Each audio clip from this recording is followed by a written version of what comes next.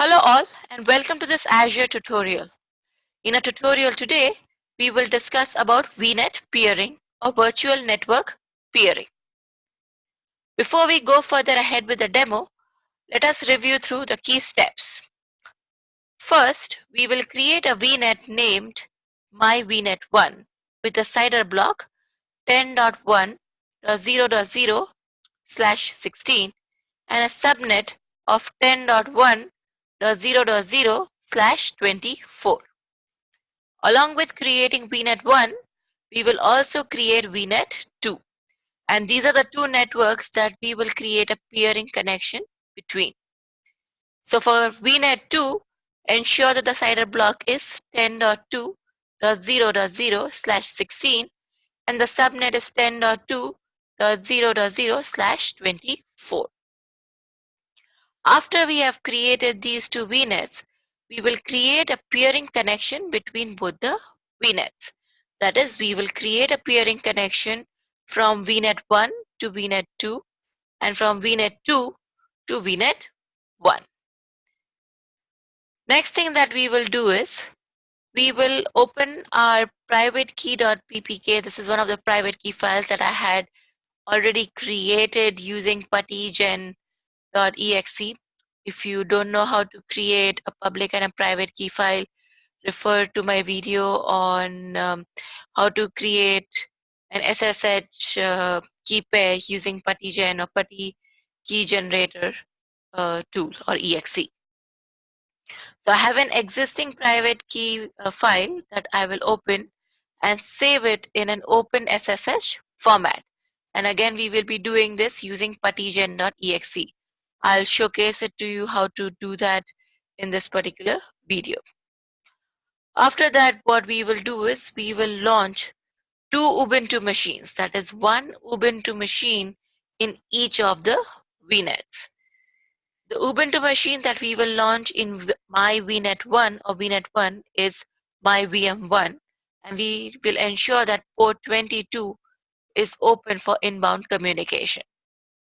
Similarly, we will launch another Ubuntu machine in VNet2, call it as my VM2, with port 22 open for inbound communication. After we have launched these two machines, we will use putty.exe to SSH into my VM1 using its public IP address. This is pretty straightforward. I expect most of us to know this. Okay, you can look at several of my Azure or AWS videos. In ample number of videos I have shown this. I'll be showing this again today. Finally, we will create a file named private key on my VM1 and copy the contents of Open SSH private key file that we created or we saved earlier. Okay, so when we are creating this Open SSH file format, we're going to save this file in this particular format. Okay, after we do that on a local machine, we will use the contents of that private key ppk file saved in an Open SSH format and copy those contents onto the file that we will create on our VM1 or my VM1. So the reason why we do this is, remember, if these two networks are truly peered to each other, okay, that means they have a connection between each other, then I should be able to communicate from VM1 to VM2 easily. Okay, and in order for me to communicate to VM2, I need the private key file. Because this is a Ubuntu machine, when we are going to launch it, we are going to use the SSH public key file. So in order to communicate with it, you need the private key file. And for you to communicate from my VM1 to my VM2, that means you're basically going to SSH from my VM1 to my VM2. In that case, you need to save the private key file locally on my VM1. And that's exactly what we are trying to do in this particular step, that is step number 7. After that, we will change the file permissions using this command. So basically just say cmod 600. This gives read and write permissions to whatever private key file or whatever name that you have given. And finally, we will SSH to my VM2 using the below command. So what we are going to do over here is from my VM1, we are going to SSH into my VM2 using SSH -I, the private key. This is the key file that we created. Username, whatever username you've given when you've launched the VM, and the private IP address of my VM2. Okay, this is very important, guys, because remember, you are trying to test whether the peering connection between both the VPNs, or in this case, both the VNets, sorry, is working or not. So if the peering connection has been established, then you will be able to communicate from my VM1 to my VM2, which are in two different VNets easily without any issues. Okay, so these are the steps at a high level, and let us now get into the demo. So this is my Azure portal. As you see, I've already logged in. This is the home page. So the first thing that we will do is we'll create two virtual networks. So click on virtual network right here, and we will call this as my VNet 1. I'll give the address space as 10.1.0.0/24. I'm going to use an existing resource group. Sorry, not 24, 16. I'm going to use an existing resource group over here, and subnet is default, but the address range that I'm going to give is 10.1.0.0/24. Okay, rest all are default. So I'm just going to go ahead and click on create.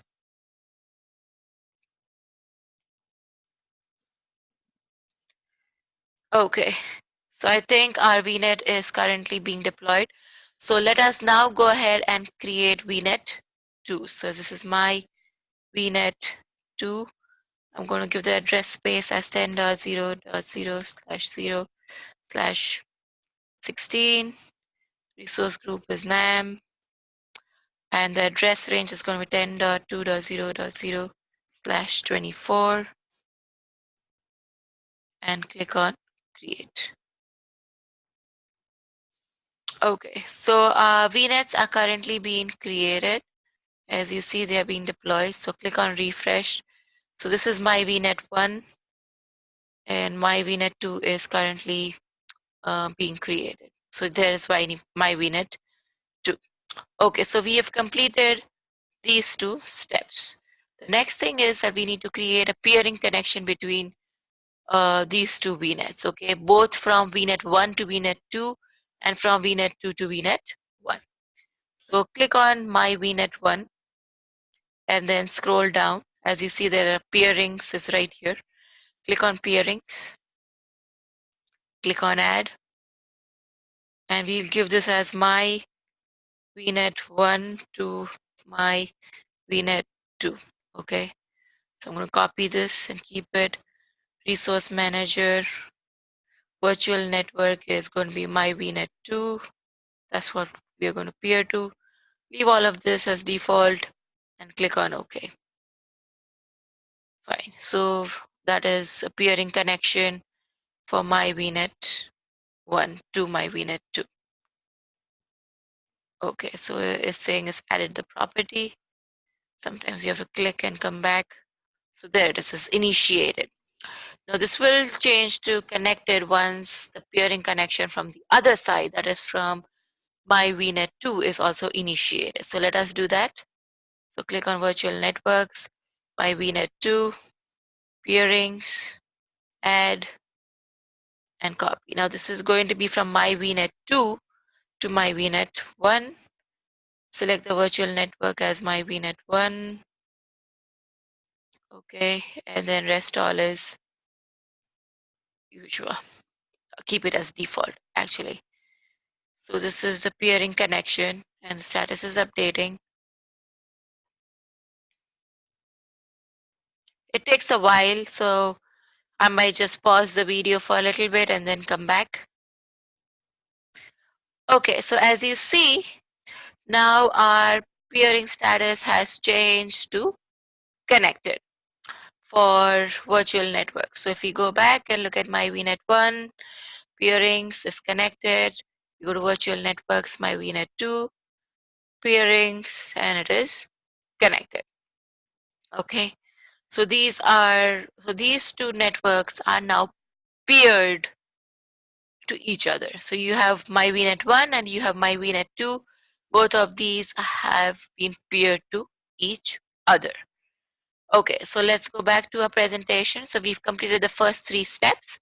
The next thing that we are going to do is we are going to save private key.ppk in Open SSH format using puttygen.exe. So this is my private key file. Okay, and this is a regular private key. If I have to open it, as you see, this is created using putty. Okay, but this is not in an Open SSH format. So what we will do is we will start puttygen.exe right here and then load the existing private key file, open, and this is our regular screen. Go to conversions and say export open SSH key. Click yes, and then say open SSH key. Save. Okay, so it is right here. Open that with Notepad, and this is what you see. So this is the Open SSH key format. So what we have done is we've taken a private key file that we had and we've saved that in an Open SSH key format. Okay, so I'm going to go ahead and close this thing right now, or you can leave it open, that's fine. We'll need it later. Okay, so we've completed step 4. Now step number 5, we are going to launch 2 Ubuntu machines, one in each of the VNets, and ensure that port 22 is open for inbound communications because we will SSH into these machines. Okay, so let's go back to our Azure portal, go to virtual machines, create virtual machine, and subscription resource manager. I'm going to give this as my VM1 East. I'm going to use Ubuntu. I'm going to change the size to BS1, which is the cheapest. And then, okay. So I'm going to give the Azure username as Azure VM. Okay. And I'm going to use the same username for both the machines. Okay. That's just because so that I remember it. Otherwise, I'll just spend a whole lot of time just debugging this. So you are more than welcome to choose whatever username you would want, but I'm going to use this. Okay, and now we are going to open up our public key with Notepad, copy a public key and paste it right here, and it should be validated, which it is. As you see this green tick, so it's validated. Okay, allow selected ports for inbound communication. I'm going to turn on 22. Maybe I'll also turn on 80, just like that. But yeah, ensure that you at least open up port 22. Whether you open 80 or not, that's okay. That's just add on. But ensure that you open up port 22. Networking. Now this, since this is VM1, I want to launch this in my VNet 1. Okay. So as you see, my VNet 1 has been selected. Scroll further down. Next is management. I'm going to turn off boot diagnostics, guest config, review. So hopefully it passes through all the validations, and now we can click on create. Okay, so it is currently in the process of being launched. So let us go back to our virtual machines, and here we will create a second virtual machine, which is going to be my VM2. Okay, Ubuntu, I'm going to change the size again to B1S. Okay, and I'm going to use the same username, Azure VM. And this is where I need to copy the public key. Now, I already had it in my memory of my computer, so I just pasted it again. This networking. Now here, we need to select my VNet 2. Okay, everything else remains the same. Next, I'm going to turn off boot diagnostics. Next, review and create. And hopefully the validations go through, and click on create. So we have completed these two steps. Okay, under so 5, 1, 5A and 5B. So we've completed 1 through 5, all the steps over here. Okay, so the next thing that we are going to do is after our VM is up, we are going to use putty.exe and connect to my VM1. So let me check the status of my VM1. It's right there. And what about VM2? VM2 is still coming up. Okay, so click on my VM1. And this is our public address. I'm going to copy this. We are going to use putty.exe right here. Paste it. I'm going to increase the font size so that you can see it clearly. I'm also going to change the color. I'll probably make this like green. Okay, and then foreground, I'm going to make that at white. So it gives us a good contrast. And then finally go down authentication. You can select the default private key file, that should be fine, and click on open. So yes, there it is. So I'm going to say Azure VM, hit enter.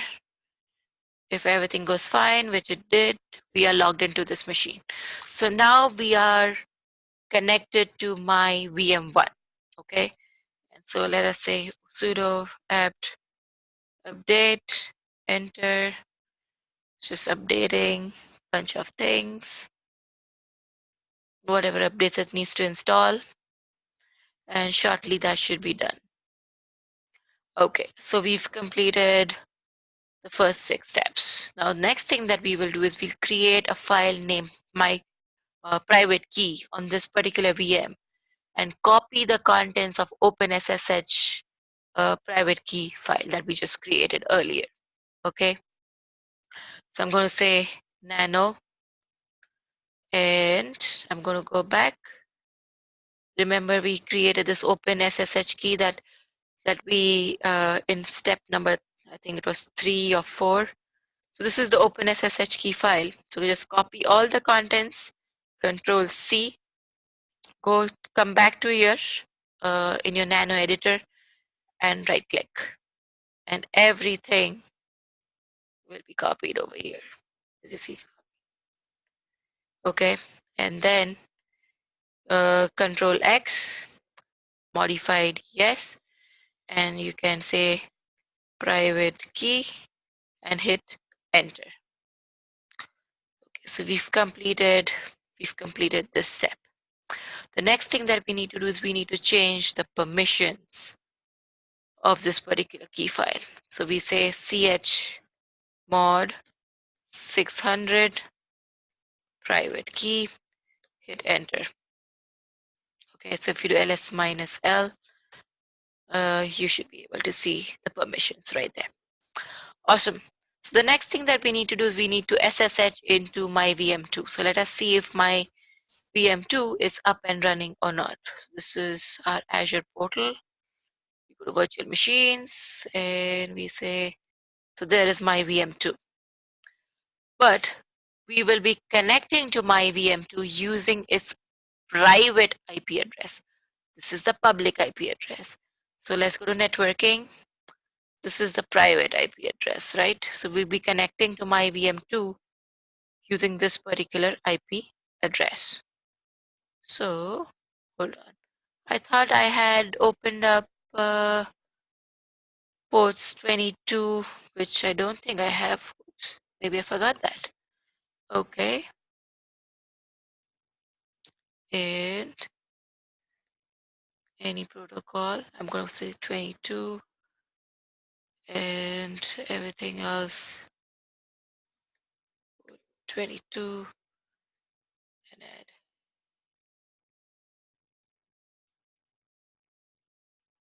Okay, let's see if this thing comes up. Hopefully, yeah, port 22. Oh, no, I thought I changed the port. Looks like I did not. Okay, let me go back and say sort port ranges.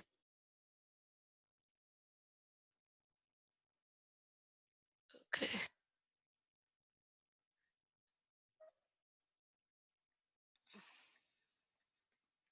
So it says any, sorry, 22 is here.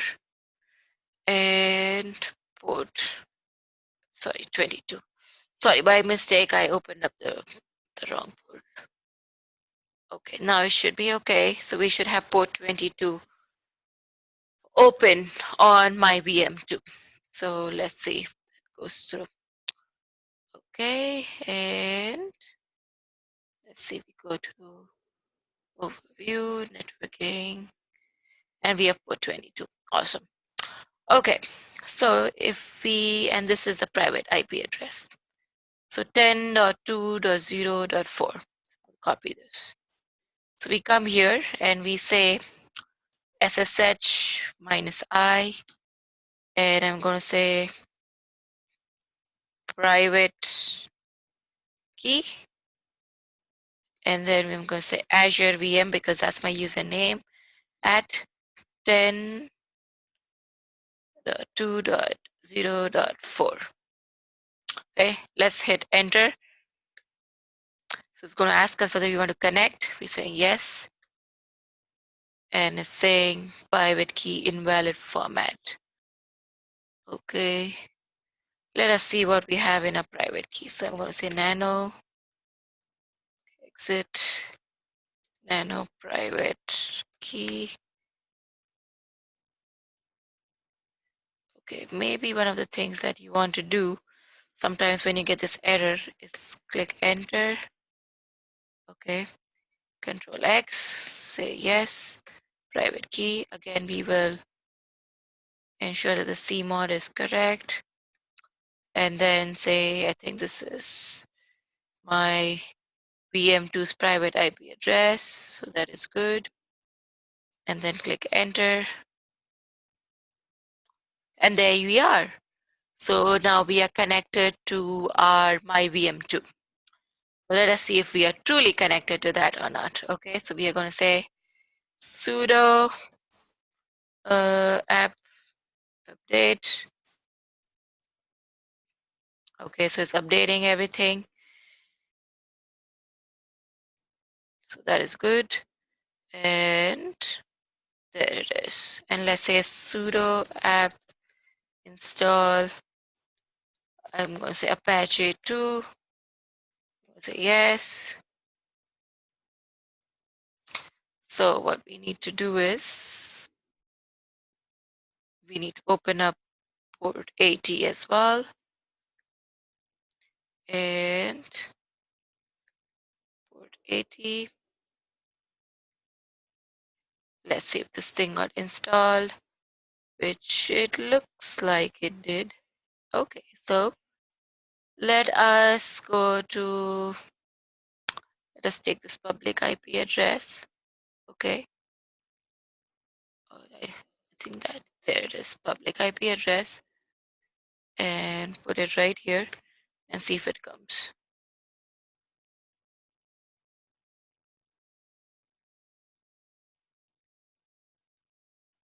Okay, I think I opened up inbound port 80 on this, my VM2. There it is. So this is the default Apache 2 page, okay, on our my VM2. So essentially what we did was that we logged in, we connected to my VM1, we performed updates over there, We created our private key file.